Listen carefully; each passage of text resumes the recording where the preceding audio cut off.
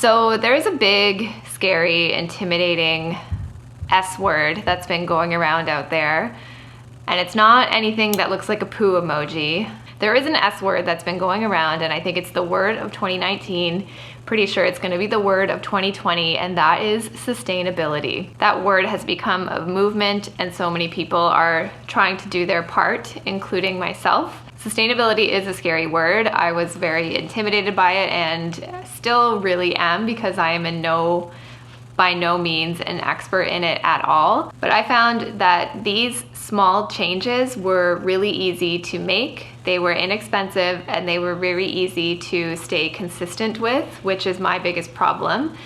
And I find the hardest part with making any change that lasts in your lifestyle. So these are 5 different ways you can start living a more sustainable lifestyle now for beginners.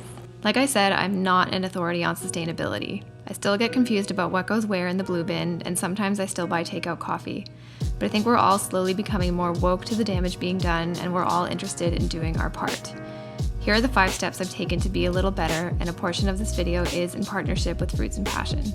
Step 1, do more with less.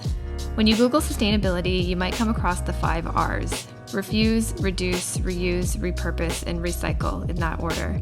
I didn't know it at the time, but when I started my low-buy year, I was actually already opting to live more sustainably by refusing and reducing the amount of new stuff I was buying and bringing into my space.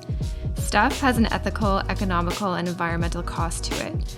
When you simply don't buy, or buy less, buy secondhand, or even trade for items, it becomes one of the most powerful things you can do to live a more sustainable lifestyle. So try shopping your closet a little more and see what goodies you find. I honestly sort of just fell into learning about sustainability through my low buy. Wanting to shop less and use more of what you have seems to naturally walk hand in hand with it. Step 2, be prepared. I'm a sucker for a good coffee, but one of the biggest changes if you're a caffeine addict like me is to make your coffee at home or take it with you. Not only is it budget friendly, but it's eco-friendly AF. If you need one on the go, take your cutest reusable mug with you, like this Keep Cup. One of the biggest reasons I still created more waste than I wanted to is because I simply didn't prepare. Forget to bring my lunch to work? Looks like I'm relying on takeout and the trash that comes with it. Need to pick up something from the grocery store last minute? Looks like I need to buy a plastic bag. Now I do my best to take my travel mug with me everywhere I go, and this super cute strawberry grocery bag takes up almost no space. Planning ahead and being prepared not only makes your life easier, but it's often more budget friendly and creates less waste overall. Try it. Step 3, opt for refillables and reusables. Home cleaning products can actually be some of the most harmful and wasteful items we keep in our homes. I know you can actually make your own eco-friendly cleaning products, but in terms of my low-waste journey, I'm not quite there yet, and I can't quite get on board with the scent of vinegar beyond what goes in my salads. I still wanted to start being a little more eco-friendly in my cleaning, so I was pretty stoked when Fruits and Passion reached out to partner about their Cucina line of natural hand soaps and eco-friendly cleaning products. Cucina actually translates to kitchen in Italian, and the line feels just as grassroots as that. The Cucina line is all natural, biodegradable, cruelty-free, and doesn't contain any animal-derived ingredients. Everything is formulated with cold-pressed olive oil, so it cleans my mess really well and doesn't dry out my skin.